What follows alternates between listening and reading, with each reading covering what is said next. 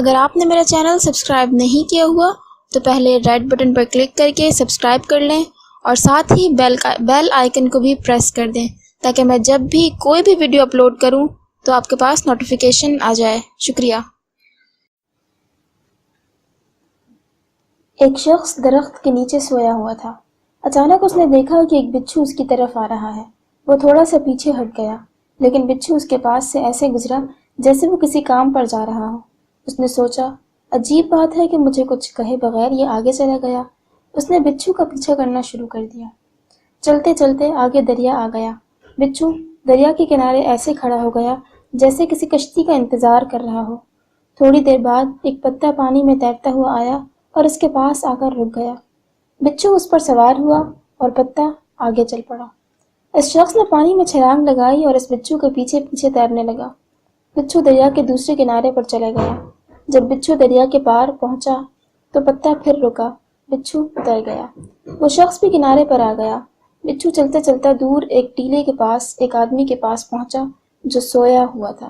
اس کے قریب جا کر رک گیا۔ دوسری طرف سے سانپ آ رہا تھا۔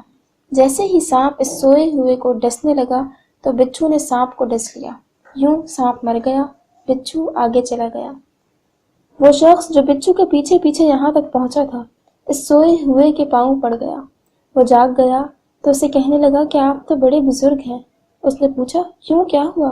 پھر اس نے اسے سارا واقعہ کہہ سنایا۔ واقعہ سننے کے بعد اس نے کہا، میں تو ایک یہودی ہوں۔ اس شخص نے یہودی کو چھوڑا اور سر سجدے میں رکھ دیا اور کہا کہ اے میرے مالک، تو ایک بندے کو بچانے کے لیے اتنا بڑا کارخانہ چلاتا ہے تو پھر میرے بارے میں اس سے بھی بہتر کر رہا ہوگا۔ اگر کبھی ہماری آنکھ کھل جائے کہ اللہ تعالیٰ ہمارے ساتھ کیا معاملات کر رہا ہے، وہ کہاں کہاں سے ہماری مدد کر رہا ہے، تو پھر ہم سجدے سے سر ہی نہ اٹھائیں۔ ہم کسی وجہ سے رو رہے ہوتے ہیں اور اچانک ایک اللہ کا بندہ آتا ہے اور ہم جس وجہ سے رو رہے ہوتے ہیں وہ اسی کے متعلق باتیں کرنا شروع کر دیتا ہے۔ ہم حیران ہوتے ہیں کہ یہ میرے ساتھ میری باتیں کیوں کر رہا ہے۔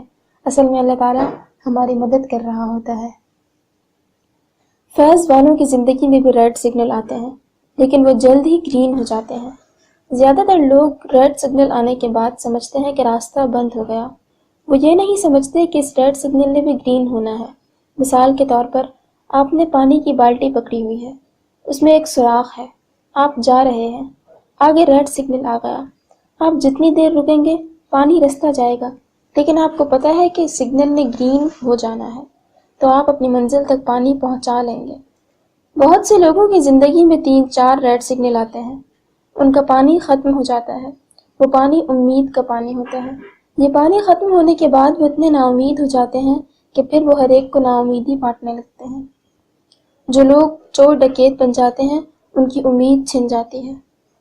ان کو صرف ایک ہی راستہ ملتا ہے کہ وہ اپنی جان کو تکلیف میں ڈال کر چوری کرنا شروع کر دیں۔ ان کی امید اس کی وجہ سے چھن جاتی ہے کہ انہیں کوئی ایسا اسکول نہیں ملا ہوتا جو انہیں راستہ دکھاتا، جو ان کے اندر تبدیلی لے کر آتا۔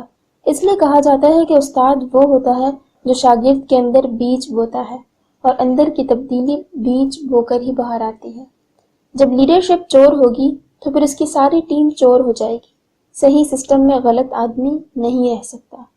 اگر آپ کے گھر کا نظام ٹھیک ہے تو پھر آپ اس میں کوئی غلطی نہیں رہ سکے گی، کیونکہ جو فرد سسٹم کے لیے ریڈ سگنل بننے کی کوشش کرتا ہے سسٹم اسے اٹھا کر باہر پھینک دیتا ہے۔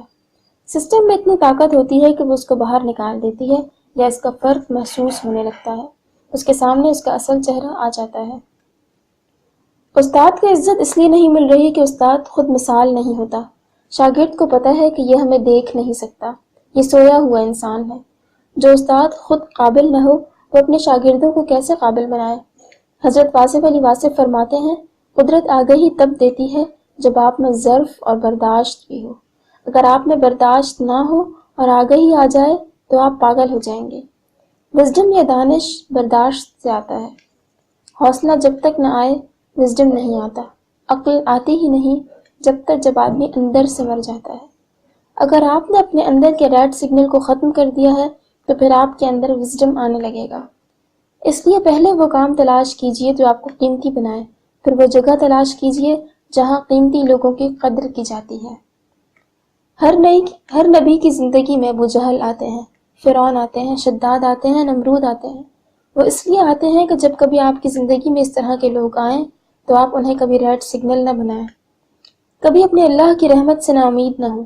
یہ ہو ہی نہیں سکتا کہ ایک بندے کے پاس اتنی طاقت ہو کہ وہ آپ کا نصیب لکھ دے، وہ کبھی بھی نہیں لکھ سکتا۔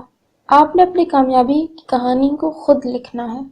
جب آپ مضبوط ہوتے ہیں تو پھر کوئی کچھ نہیں کر سکتا۔ اگر آپ خود کمزور ہیں تو پھر آپ کا نصیب دوسروں لوگوں کے پاس چلا جاتا ہے۔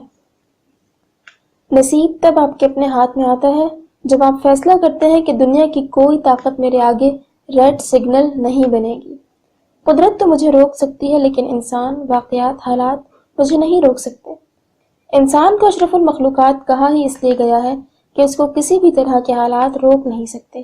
جب انسان ارادہ کر لیتا ہے تو پھر اس ارادے کے آگے ساری کائنات سرنگوں ہو جاتی ہے۔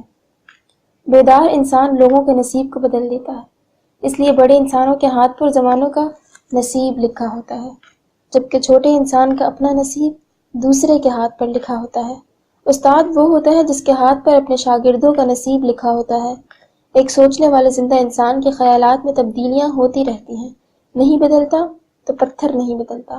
وہ لوگ جو بدلتے نہیں ہیں پتھر ہیں، جن کی سوچ نہیں بدلتی وہ جانوروں سے بدتر ہے۔ حضرت علامہ اقبال کے شعر کا مفہوم ہے کہ آپ کا نصیب اس وقت بدل جاتا ہے جس لمحے آپ کے خیالات بدل جاتے ہیں۔ اگر آپ کے خیال بدلنے شروع ہو گئے تو پھر آپ یقین کر لیجئے کہ آپ کا نصیب بدلنا شروع ہو گیا ہے۔ دنیا میں خوشبختیاں بظاہر بدبختیوں کی شکل میں آتی ہیں، ہمیں ان کا اندازہ ہی نہیں ہوتا۔ ہم جس چیز کو بہت برا سمجھ رہے ہوتے ہیں اللہ تعالیٰ نے اسی میں انعام رکھا ہوتا ہے۔ دنیا کی سب سے قیمتی چیزیں سخت حالات میں ملتی ہیں۔ ایسا اس لیے ہوتا ہے کہ بندہ اس کو سنبھالنے کے قابل ہو جائے۔ جو پائلٹ طیارہ اڑا رہا ہوتا ہے اسے کہا جاتا ہے کہ جب کبھی طیارہ تباہ ہونے لگے تم نے طیارہ تباہ کر دینا ہے مگر خود کو بچا لینا ہے، کیونکہ تم طیارے سے زیادہ قیمتی ہو۔ اس لیے قدرت آپ کو قیمتی چیز تب دیتی ہے جب آپ اسے سنبھالنے کے قابل ہو جاتے ہیں۔ اگر آپ کامیابی چاہتے ہیں تو پھر اپنے اندر اہلیت پیدا کیجیے، محنت کیجیے۔ اسلام میں تزکیہ اپنی بہتری کا نام ہے۔ ہم صرف نمازیں پڑھنے اور عبادتیں کرنے کو تزکیہ سمجھتے ہیں، جبکہ عبادت کا مطلب ہے کہ ہم میں بہتری آ جائے، ہم اپنی زندگی کو سمجھ جائیں، ہم یہ سمجھ جائیں کہ میری زندگی کو وہ چلا رہا ہے جو تمام جہانوں کا مالک ہے۔ اس نے مجھے بھی طاقت دی ہے کہ میں اپنا نصیب خود لکھ سکوں۔ وہ کہتا ہے کہ میرے ساتھ وعدہ کرو تو اچھے کام کرے گا تو اس کے عوض میں تجھے اتنی طاقت دوں گا کہ تو اپنا نصیب خود لکھ سکے گا۔ اس لیے کہا گیا ہے کہ دو رنگی چھوڑ دے یک رنگ ہو جا، سراسر موم ہو یا پھر سنگ ہو جا۔ وہ کہتا ہے کہ تم منافقت چھوڑ دو، موم بن جاؤ یا پتھر بن جاؤ، ایک چیز کا فیصلہ کرو کہ تم چاہتے کیا ہو، جو تم چاہتے ہو اس کے مطابق اپنے آپ میں بہتری لاؤ۔ زندگی میں جتنے بھی ریڈ سگنل آتے ہیں وہ نارمل ہیں، یہ تو سبھی عظیم ہستیوں کے راستے میں آئے، انہوں نے ان ریڈ سگنلوں کو اہمیت نہیں دی۔ اگر آپ کے دماغ میں کوئی خیال ایسا آ گیا ہے جو ریڈ سگنل بن رہا ہے، آپ اس کو فوراً نکال دیں، کیونکہ بعض اوقات خیال اتنی طاقت پکڑ جاتا ہے کہ وہ ہمیں زیر کر دیتا ہے۔ ہمیں زیر نہیں زبر ہونا ہے۔